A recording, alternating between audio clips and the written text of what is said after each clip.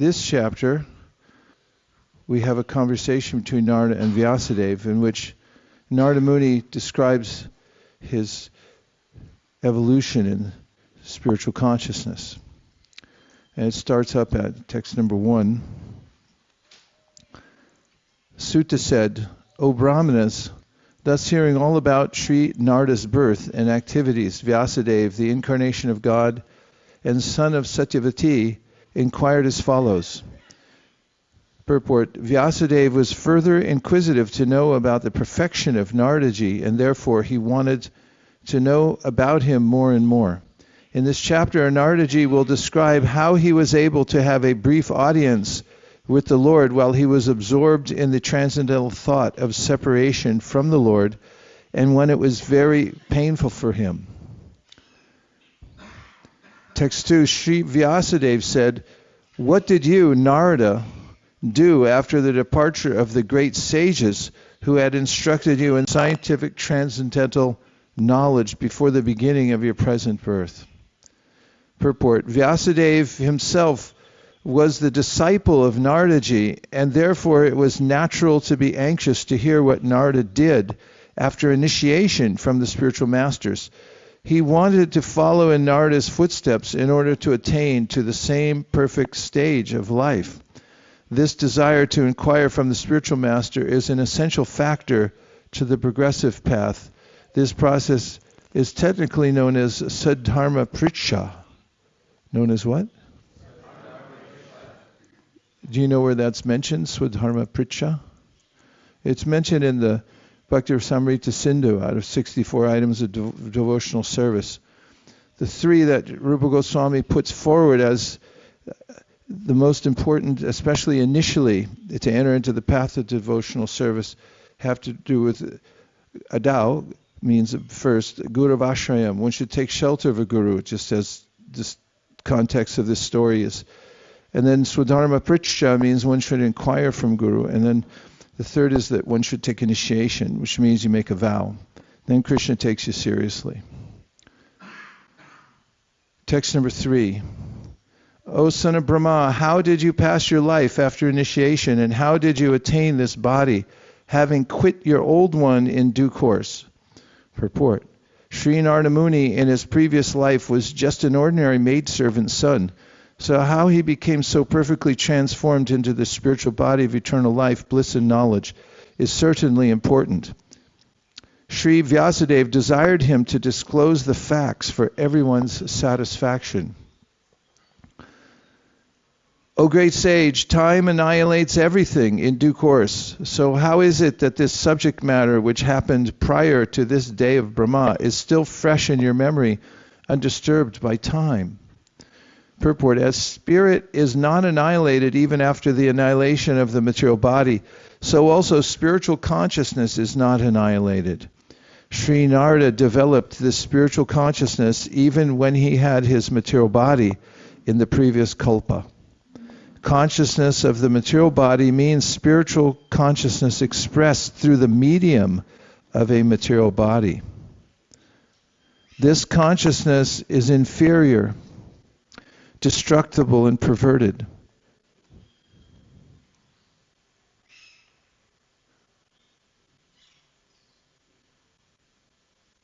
We're getting it sorted out. Are we good?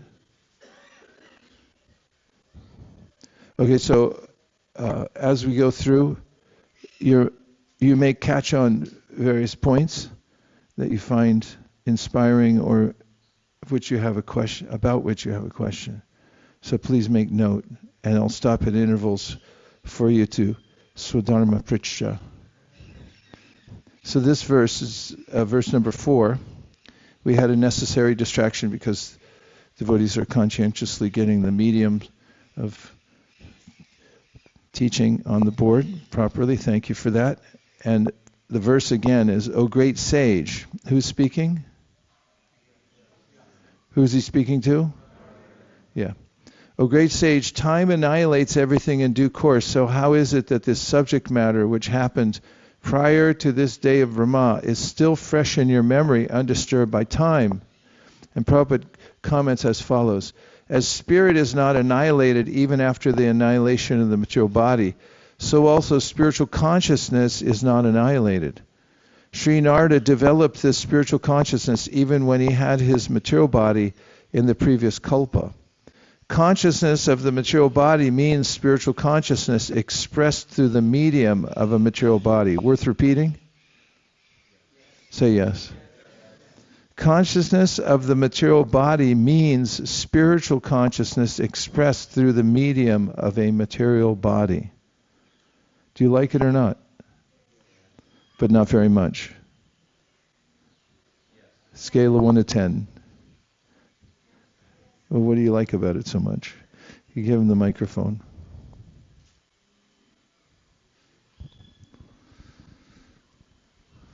It helps us understand the eternality of spiritual consciousness and that it never goes away.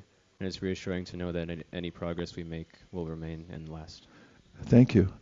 Who else said yes? And what about this sentence? Consciousness of the material body means spiritual consciousness expressed through the medium of material body. Could somebody decipher that, please? Yes.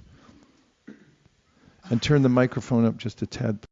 In the first read, I didn't get it, but I think what I understand is turn it up. Consciousness of the His mic. Go. Consciousness of the material body is speaking about the spirit soul, and it's saying that it's expressed through the medium of a material body. So it's the spirit soul is giving consciousness to this material body, and as the next sentence says, this body is temporary, but that spirit is permanent. Yeah, if you weren't in your body wouldn't animate. It wouldn't be animated. And in the Gita, in the 13th chapter, describes how just as the sun illuminates the universe, similarly the soul within the body illuminates the entire body by consciousness. You can feel consciousness in your leg, right? That's because you're in it. Once you're not in your body, someone can put a pin in your leg and you won't mind at all because you're not in it. So we're experiencing the world as spiritual beings through a material medium, through this material body, but we're not our body. The consciousness is inferior, destructible, and perverted, but super-consciousness of the supra-mind is the spiritual plane. In the spiritual plane is as good as the spirit soul and is never annihilated. Wow. Shrikar wants me to read it again. I could tell by his expression. Shall I read it again? There's some words here that Prabhupada invented in order to bridge the gap between this philosophy and the Western mindset. And here's some of it. This consciousness is inferior. Which consciousness is inferior? Spiritual consciousness invested or vested in the material body and through the medium of the material body. It's destructible and perverted. That is, my memory of this particular body is temporary, and the life situation that I'm in now. Is anybody in a life situation? Yes. Like what? You go to such and such a school, right? That's your alma mater. And you sing the fight song. That's a material circumstance. And what about family? Is that eternal? I don't want to scare anybody. It's not eternal. And the name that we have in this lifetime that you have on your passport, is that eternal? Not so much. This consciousness is inferior, destructible, and perverted, but super consciousness of the supra mind. What does supra mind mean? What's the difference between super and supra? Look it up. Supra. Where does it come from? What does it mean? What's a supra mind? For 20 points. Research department, give them a mic, whoever has their hand up. There we go. Supra is a word-forming element of Latin origin, meaning above, higher than, over, beyond, before. From Latin supra, above, over, before, beyond, on the upper side. So above the mind. What's consciousness above the mind? Tejas, what do you think? Supra. Supramind.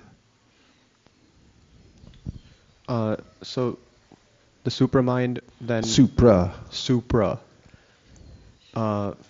Would refer to that which is, so there's the material mind, which would be related to the sukshma sharira, or the I'm forgetting the English term for sukshma.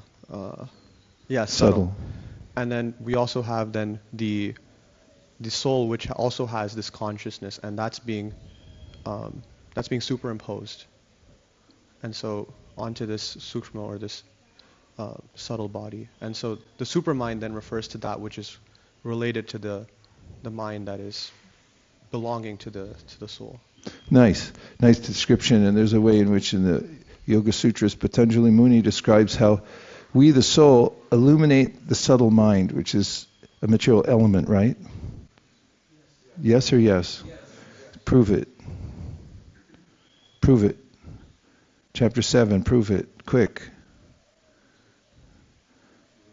I'm making the statement that mind is a material element. Prove it.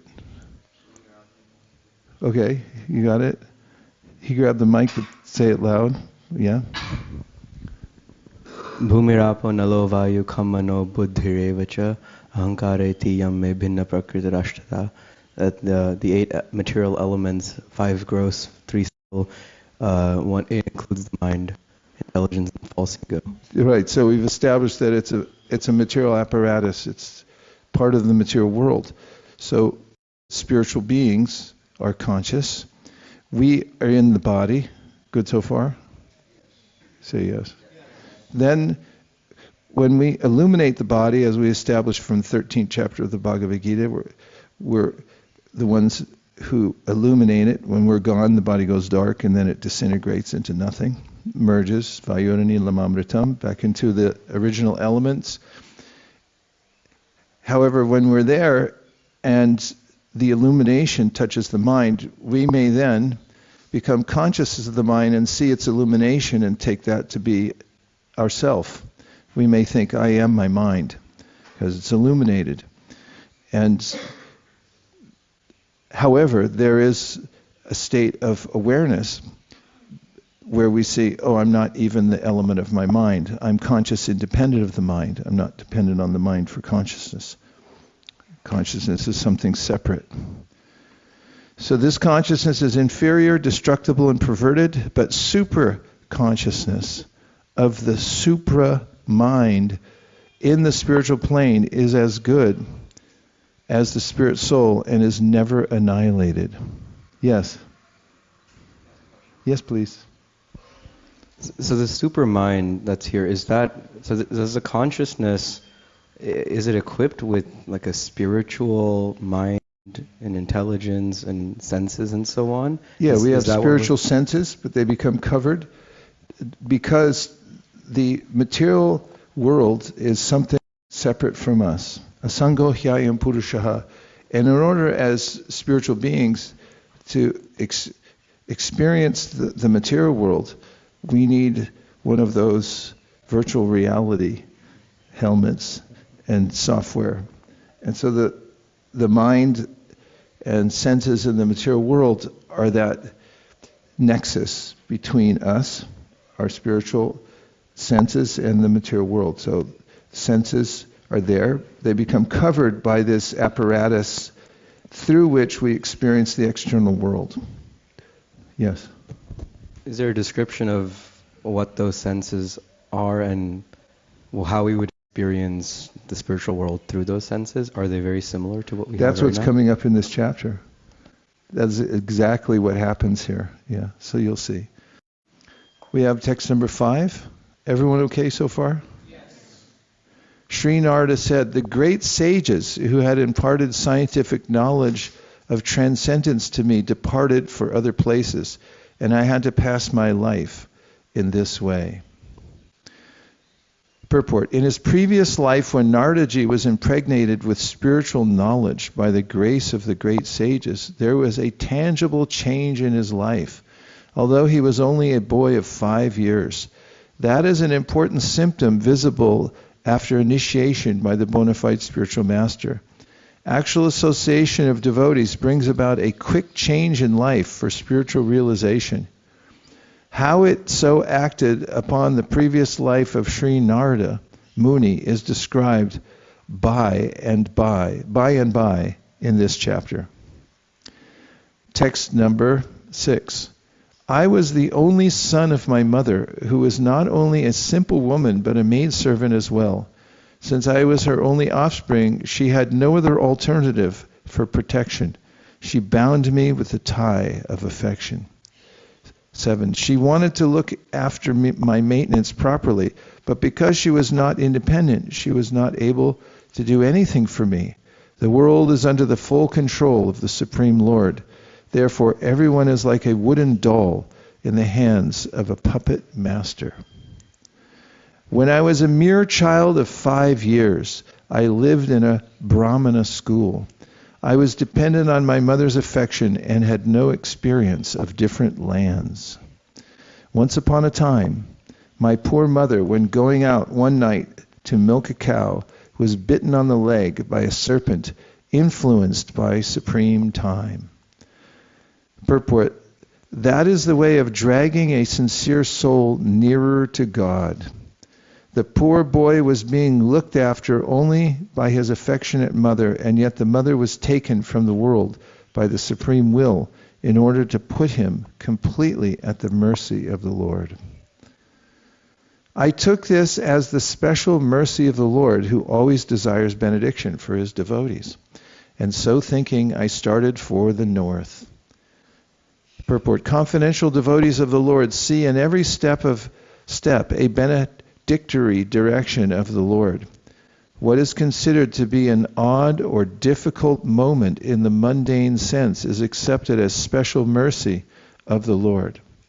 Mundane prosperity is a kind of material fever, and by the grace of the Lord,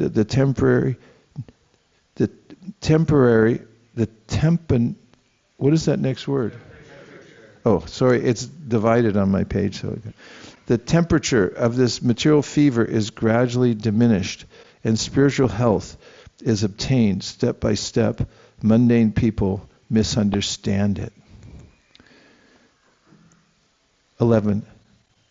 After my departure, I passed through many flourishing metropolises, towns, villages, animal farms, mines, agricultural lands, valleys, flower gardens, nursery gardens, and natural forests. Purport: man's activities in agriculture, mining, farming, industries, gardening, etc. were all on the same scale as they are now, even previous to the present creation. And the same activities will remain as they are, even in the next creation.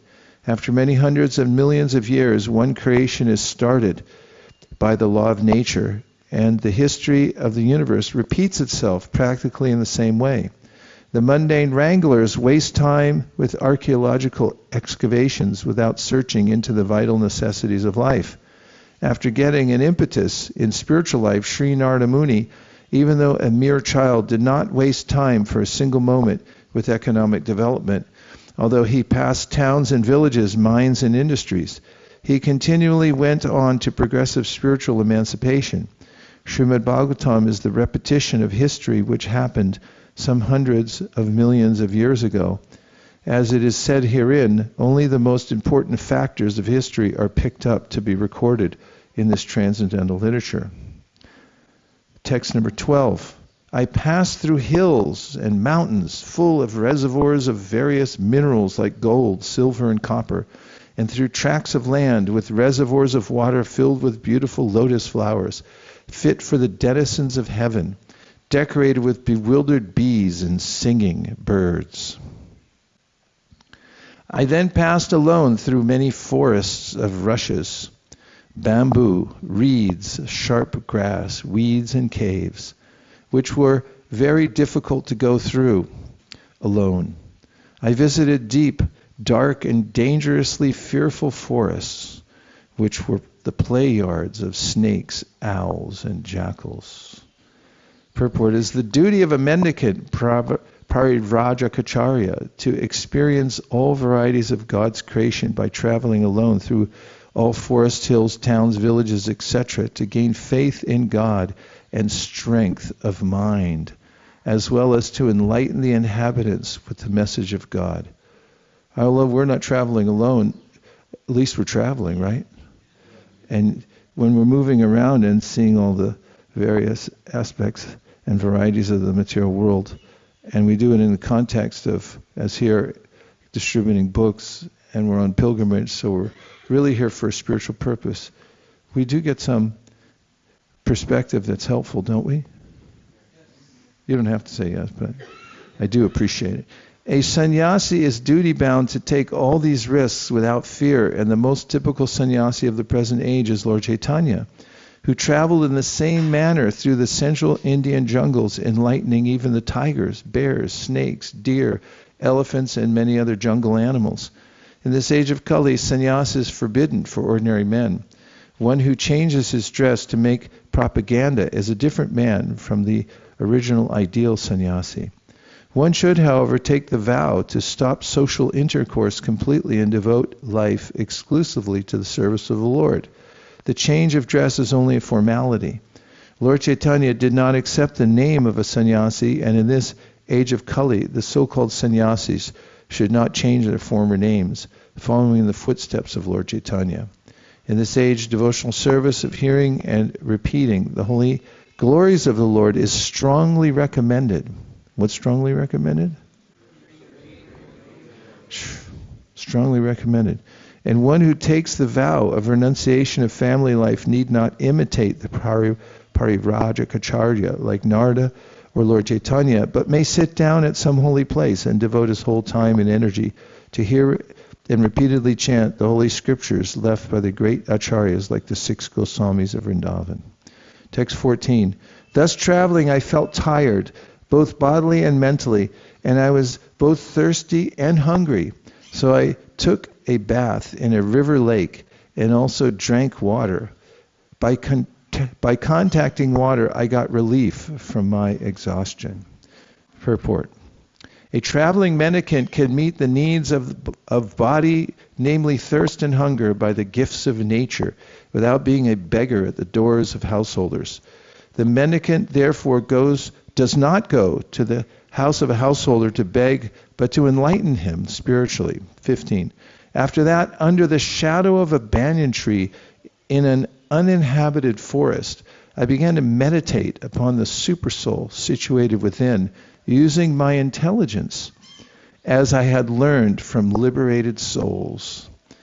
Purport. One should not meditate according to one's personal whims. One should know perfectly well from the authoritative sources of scriptures, through the transparent medium of a bona fide spiritual master, and by proper use of one's trained intelligence for meditating upon this supersoul dwelling within every living being. This consciousness is firmly developed by a devotee who has rendered loving service unto the Lord by carrying out the orders of the spiritual master. Sri Nārada contacted bona fide spiritual masters, served them sincerely, and got enlightenment rightly. Thus he began to meditate. What does this sentence mean? This consciousness is firmly developed by a devotee who has rendered loving service unto the Lord by carrying out the orders of the spiritual master. How does that work?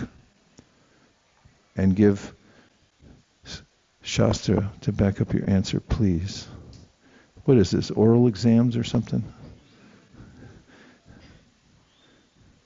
Go ahead, Shastra Sarprada. We cheated you last time. This time, I'm forgetting freely. The verse that ends with bhaktir bhavati Naiṣṭhikī, but through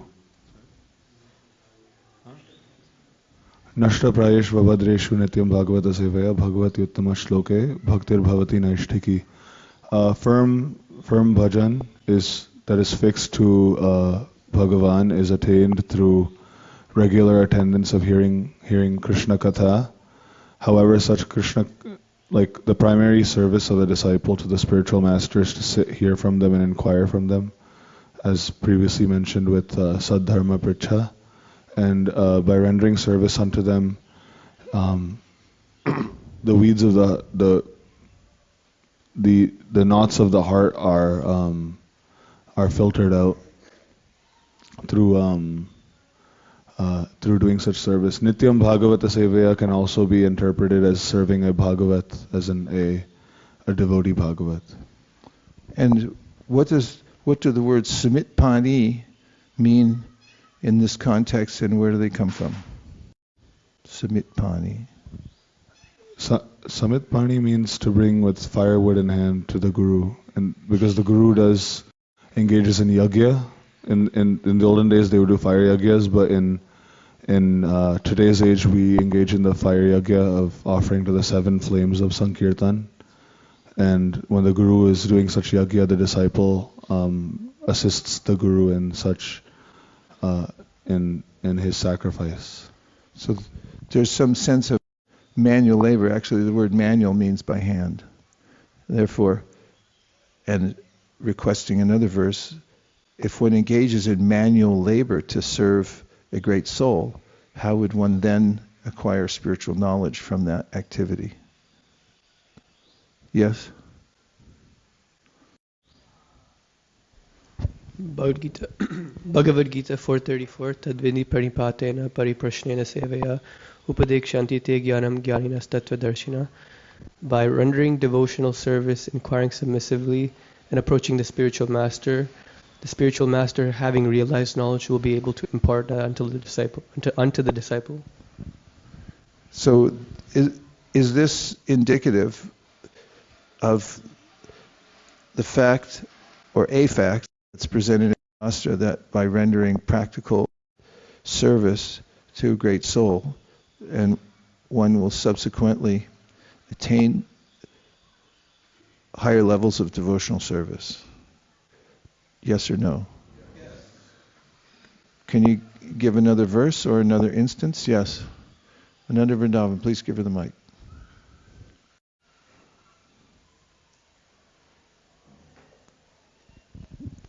Yasya prasadat bhagavat prasado yasya prasadan nagati kutopi dhyayam stuvam stasya yashastri sandhyam vande guru sri charanarvindam.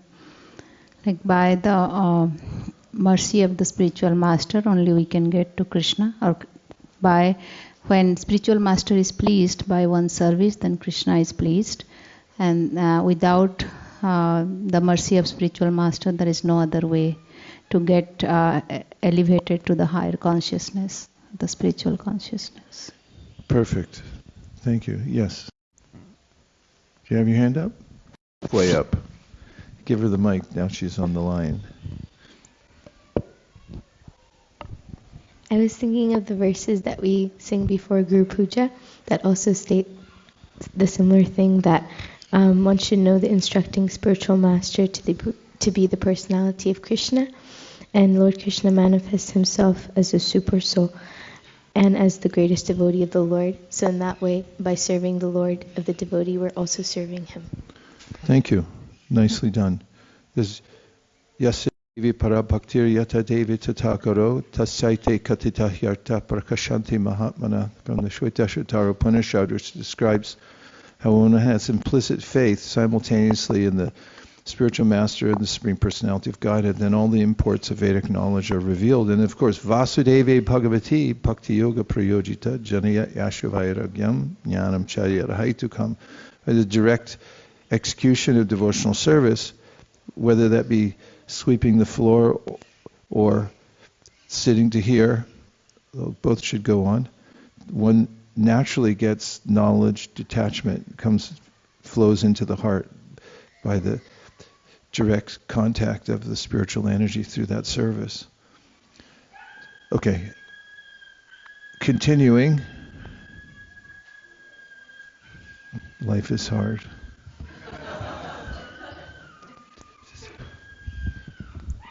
We feel for you. 15, did we do 15? After that, under the shadow of a banyan tree in an uninhabited forest, try to meditate on yourself being there. I began to meditate upon the super soul situated within, using my intelligence as I had learned from liberated souls. We did read it. 16. As soon as I began to meditate upon the lotus feet of the personality of Godhead with my mind transformed in transcendental tears, as soon as I began to meditate upon the lotus feet of the personality of Godhead with my mind transformed in transcendental love, tears rolled down my eyes, and without delay the personality of Godhead, Sri Krishna, appeared on the lotus of my heart. Purport. The word bhava is significant here. This bhava stage is attained after one has transcendental affection for the Lord. The first initial stage is called shraddha, or a liking for the Supreme Lord. And in order to increase that liking, one has to associate with pure devotees of the Lord. The third stage is to practice the prescribed rules and regulations of devotional service. This will dissipate all sorts of misgivings and remove all personal deficiencies that hamper progress in devotional service. When all misgivings and personal deficiencies are removed, there is a standard faith in transcendental matter, and the taste for it increases in greater proportion. This stage leads to attraction, and after this there is bhava, or the prior stage of unalloyed love for God. All the above different stages are but different stages of development of transcendental love. Being so surcharged with transcendental love, there comes a strong feeling of separation which leads to 8 different kinds of ecstasies. Tears from the eyes of a devotee is an automatic reaction, and because Sri Nārada Muni in his previous birth attained that stage very quickly after his departure from home, it was quite possible for him to perceive the actual presence of the Lord, which he tangibly experienced by his developed spiritual senses without material tinge. I'm just scanning the audience in case you have questions or comments. Yes? In this verse, it says how Krishna manifested his darshan. Do we interpret this as Krishna's showing his mercy upon Nārada Muni's sincerity, or did Nārada Muni reach a certain qualification to warrant Krishna's coming? Spoiler alert, it's coming up in a few verses. Yes? Brajaras. I like the language that Prabhupada said the mind was transformed, because I was thinking of the third canto where it is said that the mind is a product of the mode of goodness, or the false ego in the mode of goodness. And that surprised me, because we berate the mind, where the mind is the source of all distraction, calamity. But because the mind is just something that desires, it just chooses what it wants, it can choose something good, and hence it's in the mode of goodness. And so he transformed his mind by the practical service that he did and by his meditation. Nice observation and well put. Okay, here we go. You ready? Are you on the edge of your asana? Yes. That's good. Okay, text 17. O Vyasadeva, at that time, being exceedingly overpowered by feelings of happiness, every part of my body became separately enlivened. Being absorbed in an ocean of ecstasy, I could not see both myself and the Lord. Purport. Spiritual feelings of happiness and intense ecstasies have no mundane comparison. Therefore, it is very difficult to give expression to such feelings. We can just have a glimpse of such ecstasy in the words of Sri Nārada Muni.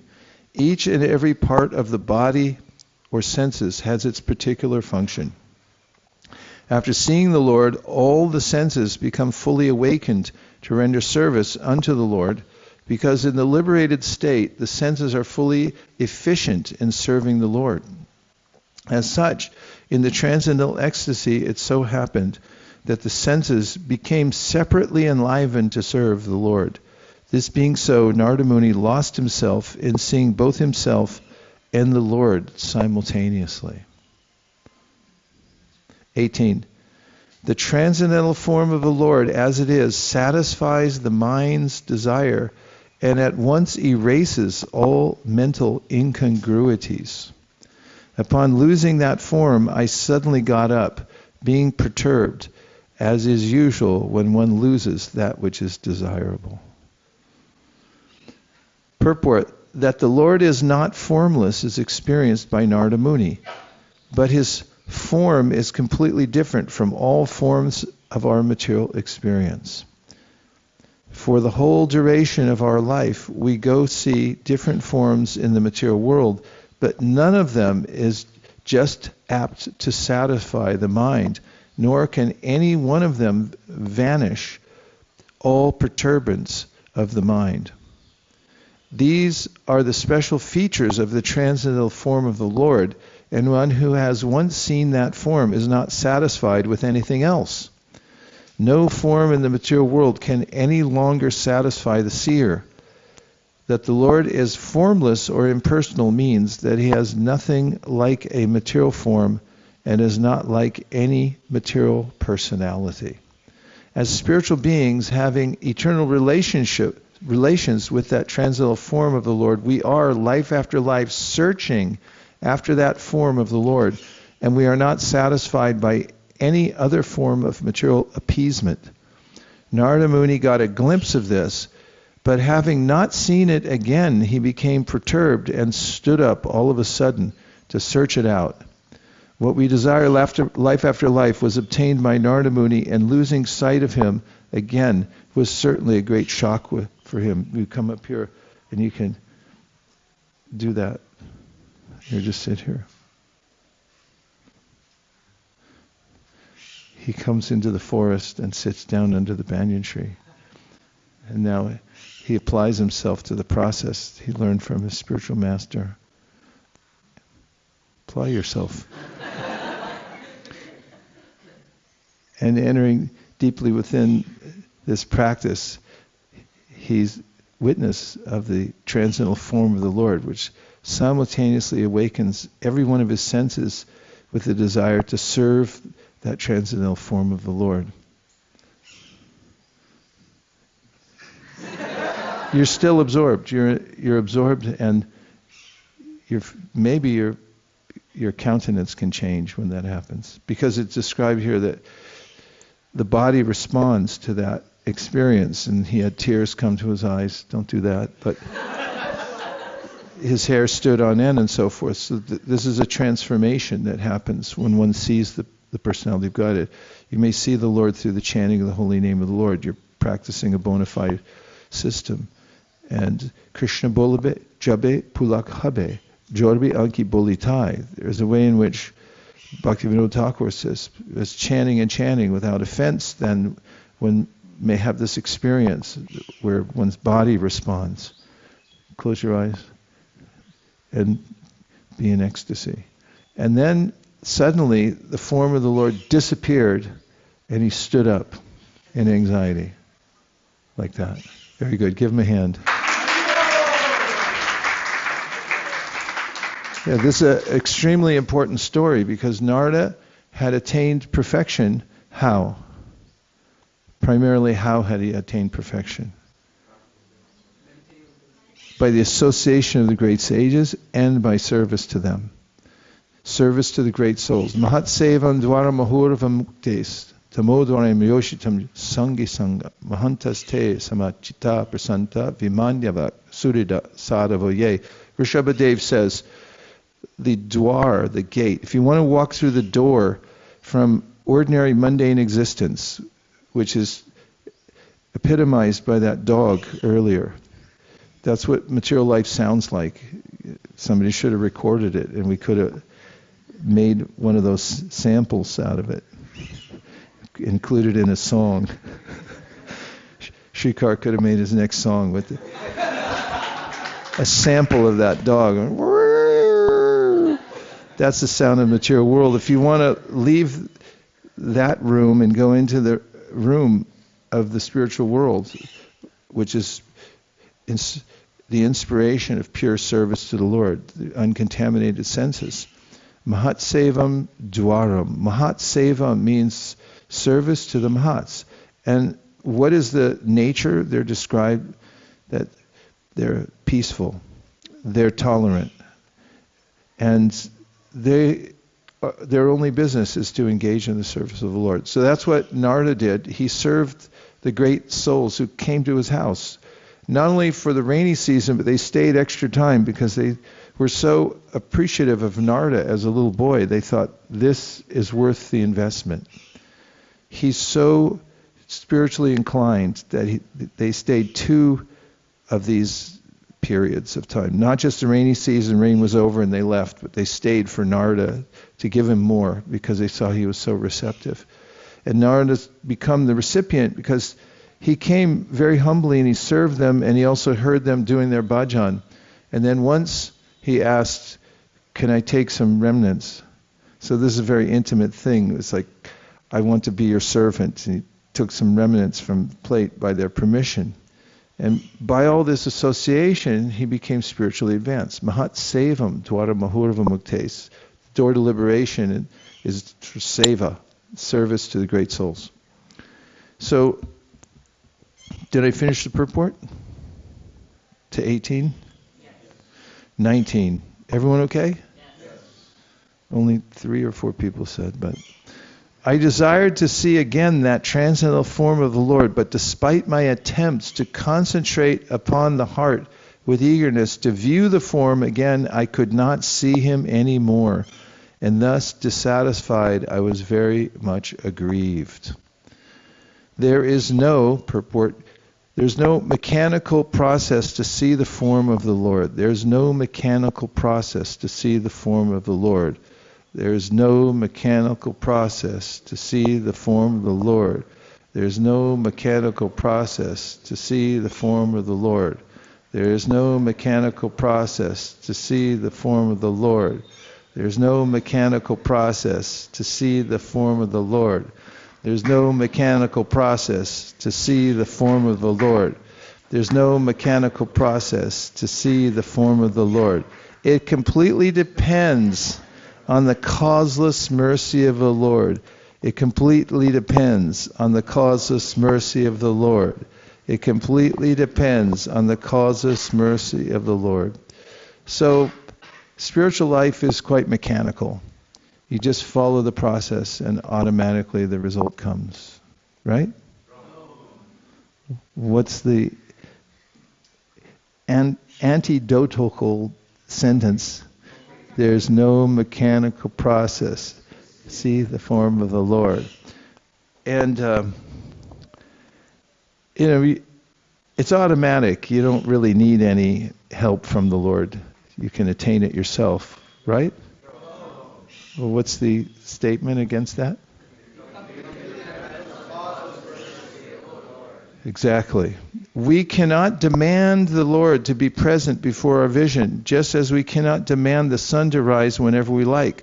The sun rises out of his own accord. So also the Lord is pleased to be present out of his causeless mercy. One should simply await the opportune moment and go on discharging his prescribed duty in devotional service of the Lord. Nārada Muni thought that the Lord could be seen again by the same mechanical process which was successful in the first attempt, but in spite of his utmost endeavor, he could not make the second attempt successful. The Lord is completely independent of all obligations.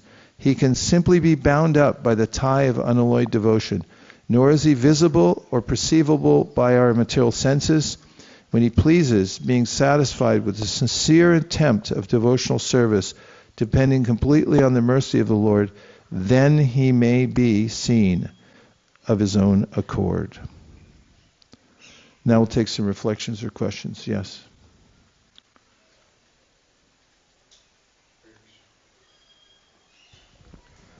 Hare Krishna. How can we get mercy of Krishna?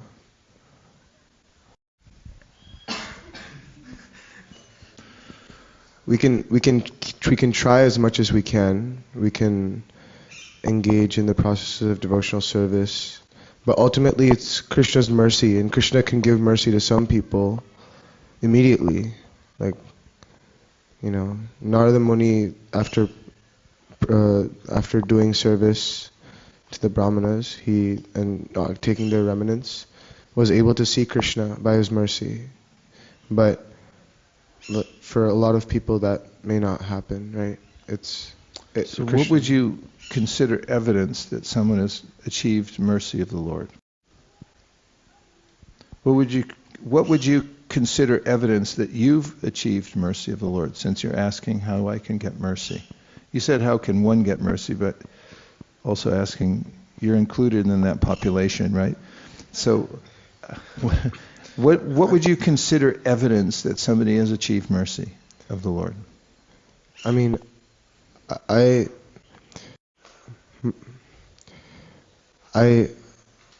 can say that I've definitely received mercy of the Lord already, just because I'm in the association of devotees, and I'm able to practice Krishna consciousness through by serving those devotees and being a part of that process. But I don't know, some people receive more mercy, and they're able to get darshan of Krishna, like in this case, and they're able to get bhava and prema for Krishna. So you feel that now that you're being a little circumspect, that you've attained some mercy of the Lord you can be grateful for, right? Yes. Let's count some of the ways. So he doesn't have to do it himself. Let's see what ways you think Shrikar has attained some mercy of the Lord. Yes? He has a human form. It's a pretty big deal, right? Labvam sadurlabhamidam bahusambhavante manushya martadam nityaṁ apihadira. It is labvam sadurlabham. Labvam sadurlabham. It comes naturally, but you can't put in for it. You can't sign something. It's not like you try to get into university, you pass an SAT and get good grades, and then you apply, and then you get the human form of life. It comes, it's very difficult to get it, even though it comes naturally by nature. So that's a kind of mercy. Like manushanam sahasreshu kashyat yatiti siddhaya. It's really rare to get a human form of life. Okay, what else? What other mercy does he have? He's in a holy place. That's pretty good. Yes? He's what? He's still in association of devotees. He opined that he got it by association. He's still in association, yes? He honors prasadam. He has an interest in hearing about Krishna, Devavrata. He has saintly Vaishnava parents. We're stacking some stuff up here. Okay, go ahead. He what? He uses his talents in Krishna service? Yes? He loves everybody. We got a love fest going on here now. Abai? He's a soul? Okay. Yes? He's able to inquire. So these are all evidence that you've achieved a very high level of mercy of the Lord. And so your question may be something like, how can I get more mercy of the Lord? So this is what all the instructions we're reading in the Srimad Bhagavatam are about. They're meant for us so we can continue. So for instance, one instruction is given by Prahlad Maharaj, which is Shravanam, Kirtanam, Vishnu Smaranam, Padasevanam, Archanam, Bandhanam, Dasyam, Sakyam, Atma Nivedanam. There's a way in which when iti pumsar pita Vishnu, bhaktis chenda vilakshana, these lakshanas, these aspects of bhakti, when you perform them directly, and this is something that Prahlad Maharaj is saying, then you're directly getting the Lord's mercy by contact with Him. Any other suggestions of how he can attain more mercy? Yes? Shushu Shradhanasya Vasudeva Kataruchi Mahat Sevaya Vipra Punya Tirtanashe. Serve great souls, says Sutta Goswami. Shushu Shradhanasya Vasudeva Kataruchi. the more you serve great souls, the more you get ruchi for hearing about Krishna. Yikes. Time flies. So the process that we're on, and the indication here is that it comes by the Lord's mercy at the time when He decides He wants to give mercy. Whatever mercy we've achieved, we can say that birds fly in the sky as high as they're able. But the sky is unlimited. So, as we go on practicing devotional service, there's a continual and eternal relationship, continually eternal. We have an eternal relationship with Krishna, and it's in reciprocation with Him that we advance in devotional service. And to be very practical, one of the long stretches in the beginning of devotional service, known as anartha-nivṛtti, means that we've come to devotional service in faith. Prabhupada mentioned it earlier. Remember, he said, you like Krishna? And then he said, in order to like Him more, you continue with the process. So there's adau shraddha tata sadhu sangha. When you want to do it more, you find the people who are doing it. That's why you all came to this yatra, right? You have a liking for Krishna, and you want to increase the liking for Krishna, so you could have gone anywhere else. Could have followed Taylor Swift everywhere. I don't know if her tour's over yet, but some people do that. They have 1 million of these wristbands, and they've been to every concert, and they spend all their money figuring out how to get to the concert. I mean, that's a kind of shraddha. But you have a different kind of shraddha. Otherwise, why would you come on a yatra like this? And so then the sadhu sangha, and then there comes bhajana kriya, which means that you get serious about practicing the tenets of devotional service. That means you find a spiritual master, you make a commitment, and you say, here's my vow, I'm going to do this every day. That's the precursor to the next stage, which is called anartha-nivṛtti, which means then you'll start really getting purified. And in that stage, there can be this sense of angst that, when is this ever going to end?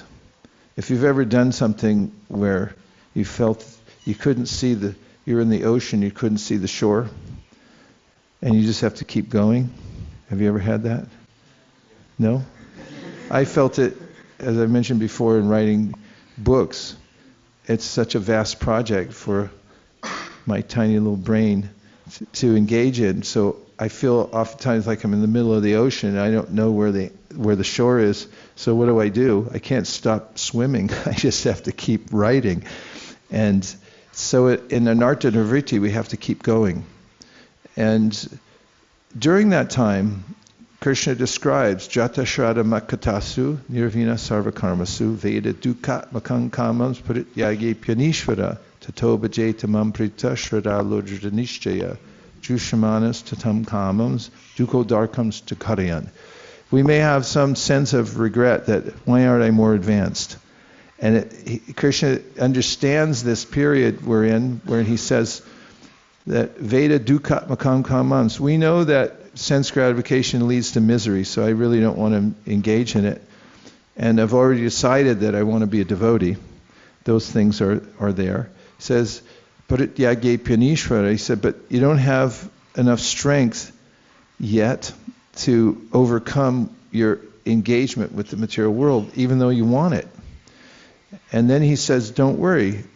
If you continue, you'll come to the perfect stage. And that's his message over and over again, including in the Bhagavad Gita. He says, apichet sudaracharo, even if you're really bad at this. You're a devotee, your intentions are right, but you just can't get it together. Then he says, Shri Prambhavati Dharmatma, Shashvas Shantam Nigachati, tells Arjuna, tell everybody that keep going, because you're going to come to the perfect stage. And so in that period of anartha-nivṛtti, you want to get to the next stage. After anartha-nivṛtti, then you have nishta, where, as is described in these verses we've all been quoting, naṣṭa-prāyeṣv abhadreṣu nityaṁ bhagavata-sevayā, bhagavati uttama-śloke bhaktir bhavati Naiṣṭhikī. Naiṣṭhikī means nishta. Stha. You know that word stha? It's the same as the word stand. That's where it comes from, the word stand. You know, you stand in one place. Or like you have an understanding because it's clear to you then. And nishta means that you're no longer pushed by these urges that affect everybody in the material world. That's a miracle.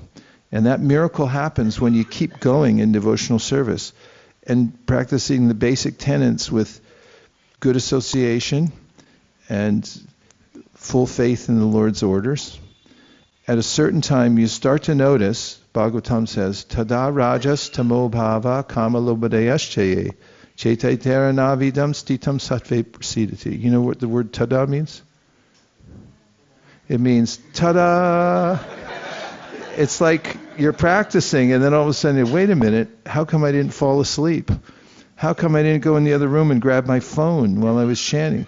How come I wanted to go to the Bhagavatam class instead of watching a special on, I don't know, whatever there is out there. I don't know what all the offerings are. But this is by the mercy of the Lord because of your faithful adherence to the process of devotional service. And when you come to nishta, then so many possibilities open in your life. You've crossed the great desert of anartha-nivṛtti, which seems to go on forever and ever and ever. When you come to nishta, Tada rajas-tamo-bhāvāḥ kāma-lobhādayaś etair anāviddhaṁ sthitāṁ sattve prasīdati. You actually start to touch the Shuddha sattva, which means the spiritual energy. And then from there, it's like you're pushing a big boulder up the hill. And when ruchi comes, the boulder starts to roll down by itself. Ruchi means like, I really want this. It's not that I have to control myself. I have to control myself not to run after Krishna. As mentioned, tadguna shruti matrena sarvamayu guhashaye manogatir avicchina yata gangam bason mudau. When Kapila-dev in the third canto is talking about the appearance of this next stage of transcendental service to the Lord, it's not impeded by anything. Otherwise, there's devotional service in the mode of ignorance, in the mode of passion, in the mode of goodness. But when it becomes transcendental, as you're talking about, when am I going to get these other stages? You go through anartha-nivṛtti, you come to nishta, and as you continue in your diligent process, then you come to ruchi, and at that time, this desire that you have to hear about Krishna becomes, as Kapila-dev said, like the Ganges. It goes. And it never stops. You can't stop it. It's just part of your nature that you want to hear about Krishna again and again and again. You don't want to hear about anything else. So that happens, and then you advance to the higher stages. And coming to bhava requires asakti. Before you get to bhava and prema, as you mentioned, there has to be asakti. Asakti means you don't want anything else. And you can understand that this idea of spontaneous devotional service, it's not a parlor trick. It's not something you could just, flip a switch, or it's a complete transformation of the heart, where you have this desire for Krishna. First of all, you know who Krishna is. You've scientifically understood the process. Your mind's enlivened, and then there's a matter of the heart. But Lord Chaitanya says there's this transformation of heart, Surya Amshu. There's a ray that comes from the internal energy that the heart begins to melt. Mrishrinya. It becomes soft. And you start to feel that, emotions in the heart. But that doesn't come, you don't jump the line. In fact, what's happened here with Nārada Muni, what's happening before our very ears, is Nārada has experienced something extraordinary, and then he thought, I'll get it back mechanically because he lost it. And then Krishna kind of says, I don't think so, because you haven't done the work. He calls him a ku-yogi, a bad yogi. He says, you think it's mechanical. It's not. He said, here's a taste, free sample, now you have to work for it. So we'll go further into it as we continue this, but we've come to the end of the class time because we have to go on parikram around the campus.